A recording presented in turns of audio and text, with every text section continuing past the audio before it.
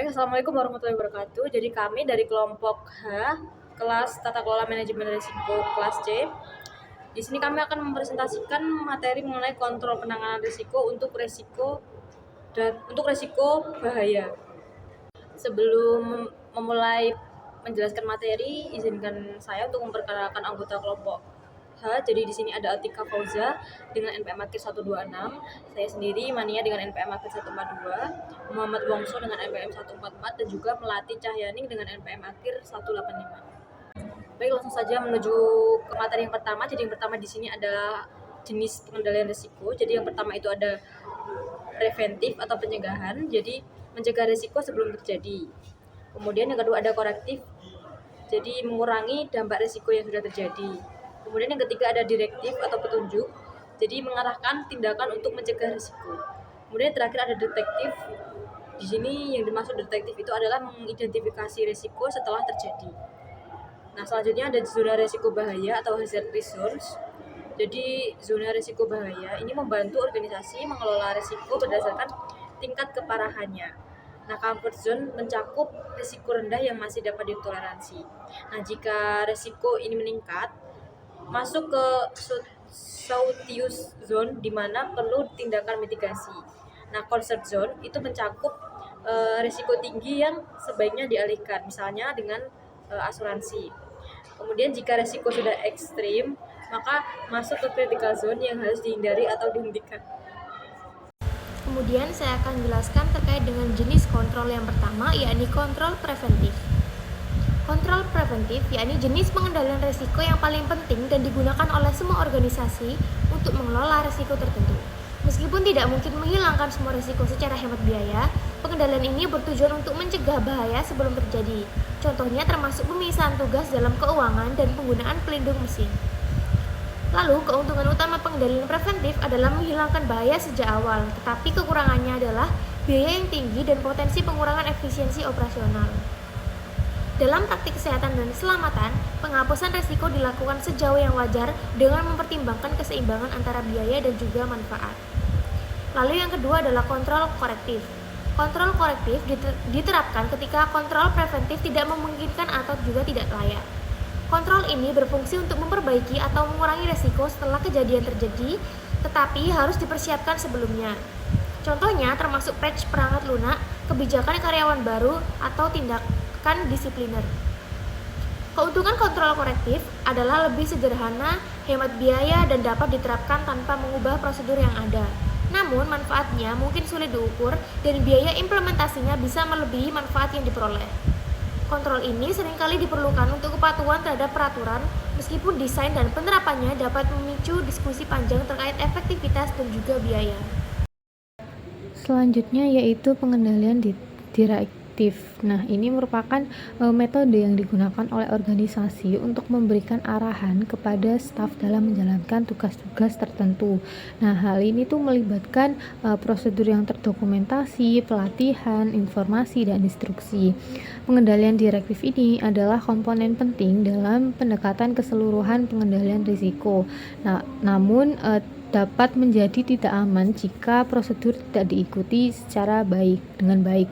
Nah, selain itu, kontrak dan polis asuransi juga merupakan bentuk pengendalian direktif yang mengharuskan memenuhi kondisi tertentu.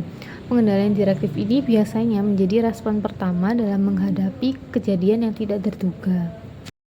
Kontrol selanjutnya yaitu pengendalian detektif. Ini merupakan prosedur yang berfungsi untuk mengidentifikasi keberadaan bahaya setelah terjadi. Jadi meskipun kontrol ini digunakan setelah kejadian, namun masih dapat diterapkan jika cara pengendalian lainnya itu tidak dapat menghilangkan risiko secara total. Nah, pengendalian detektif ini merupakan bagian penting dalam proses manajemen risiko yang melibatkan tinjauan dan latihan pemantauan.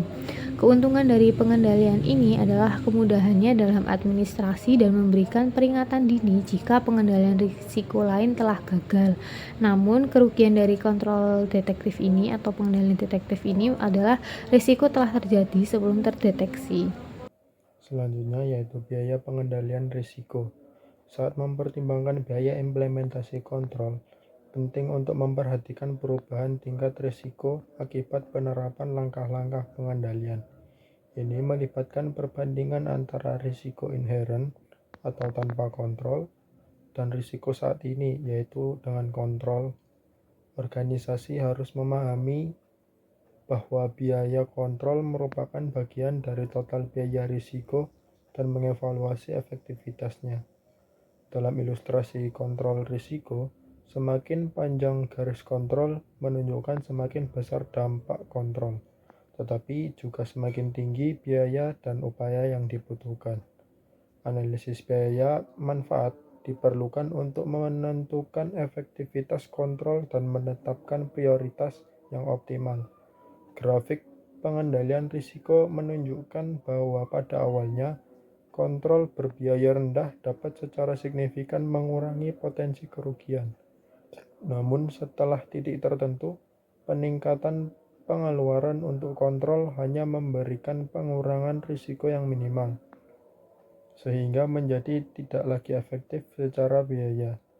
Pemilihan kontrol harus mempertimbangkan efektivitas biaya dengan fokus pada kontrol yang memberikan perlindungan optimal terhadap potensi kerugian tanpa menimbulkan beban. Lalu selanjutnya ada arsitektur strategi dan juga protokol dalam manajemen risiko.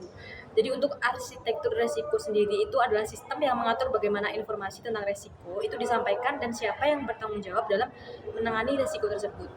Nah, jadi ini tuh mencakup struktur organisasi, tim atau komite yang mengelola risiko, serta prosedur pelaporan jika ada masalah. Kemudian selanjutnya ada strategi risiko. Jadi strategi risiko ini adalah rencana organisasi dalam menghadapi risiko. Nah, strategi ini itu menentukan seberapa besar risiko yang bisa diterima atau risk appetite, serta cara organisasi dalam mengidentifikasi, menganalisis, dan juga mengurangi risiko. Kemudian yang terakhir ada protokol risiko. Jadi protokol risiko ini merupakan aturan dan juga prosedur yang harus diikuti dalam mengelola risiko. Jadi ini tuh mencakup cara mencatat dan juga menilai risiko, kemudian melakukan audit internal, serta tanggung jawab setiap bagian dalam organisasi. Nah, protokol ini itu harus selalu diperbarui agar tetap sesuai dengan perubahan kebijakan atau peraturan yang berlaku. Kemudian saya akan menjelaskan terkait dengan arsitektur risiko. Arsitektur risiko adalah sistem manajemen risiko dalam organisasi yang mencakup jalur komunikasi, pelaporan, dan juga alokasi tanggung jawab.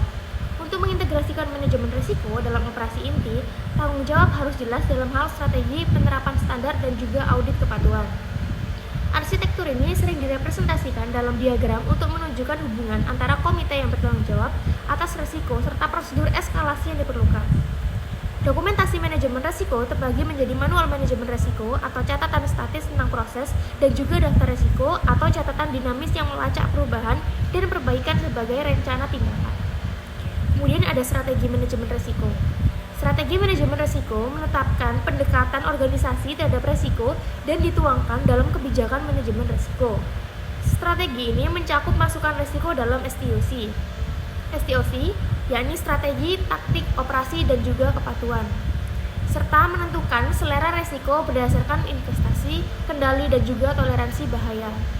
Organisasi harus memastikan selera risiko sesuai dengan kapasitas risiko total dan menentukan cara mengukur serta mencatat paparan risiko. Selain itu, keputusan perlu dibuat terkait proses dan inisiatif manajemen risiko yang akan diterapkan.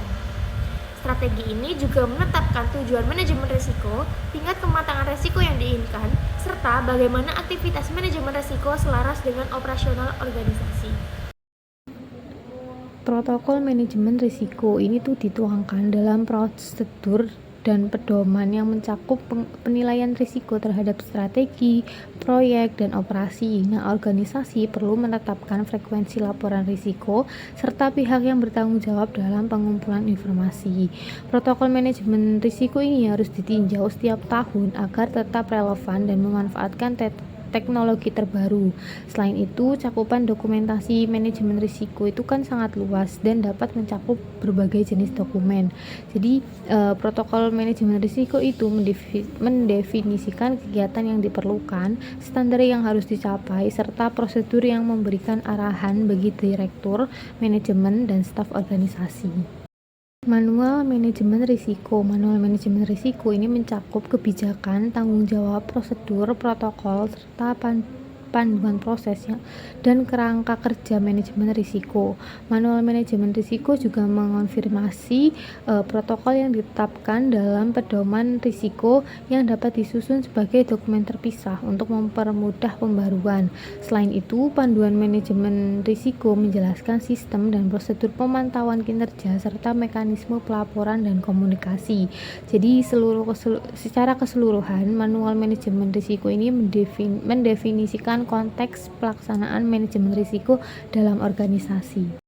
Selanjutnya membahas tentang dokumentasi manajemen risiko. Dokumentasi manajemen risiko mencakup pedoman, protokol, dan prosedur yang diperlukan untuk mengelola risiko di dalam organisasi. Ini mencakup kebijakan, strategi, serta tanggung jawab pengendalian risiko. Manual manajemen risiko memungkinkan organisasi menetapkan prosedur secara rinci, termasuk kebijakan kesehatan dan keselamatan, rencana kesinambungan bisnis, serta prosedur pemulihan bencana. Dokumentasi ini dapat berbentuk pedoman tertulis atau proses yang terintegrasi di dalam aktivitas manajemen. Pedoman risiko harus mencakupi yang pertama, prosedur keuangan dan otorisasi, yang kedua, pengaturan asuransi, yang ketiga, tanggung jawab pengendalian oleh manajer, yang keempat, manajemen risiko proyek, yang kelima, pelaporan dan investigasi insiden, yang keenam, perencanaan tanggapan terhadap kejadian, dan yang terakhir, pengendalian risiko fisik. Dokumentasi ini membantu memastikan bahwa pengelolaan risiko terintegrasi dengan perencanaan organisasi. Salah satu elemen kunci adalah register risiko yang mencatat risiko, langkah mitigasi, serta tanggung jawab implementasi kontrol. Register risiko harus menjadi dokumen dinamis yang terus diperbarui untuk mendukung pengambilan keputusan dan perbaikan kontrol. Evaluasi kinerja risiko juga penting, terutama untuk organisasi dengan paparan risiko tinggi. Dalam beberapa kasus, laporan sertifikasi diperlukan untuk memastikan kebutuhan terhadap regulasi, seperti dalam pelaporan keuangan sesuai dengan hukum Sarbanes-Oxley Act. Pemantauan risiko harus dilakukan secara berkala untuk mengendalikan paparan risiko dalam batas toleransi yang ditetapkan organisasi, misalnya di dalam industri transportasi yang perlu memantau kecelakaan kendaraan dan frekuensi kerusakan kendaraan. Demikian presentasi yang dapat kami sampaikan. Apabila terdapat kesalahan baik penyampaian maupun kurangnya kejelasan, mohon maaf sebesar-besarnya. Wassalamualaikum warahmatullahi wabarakatuh.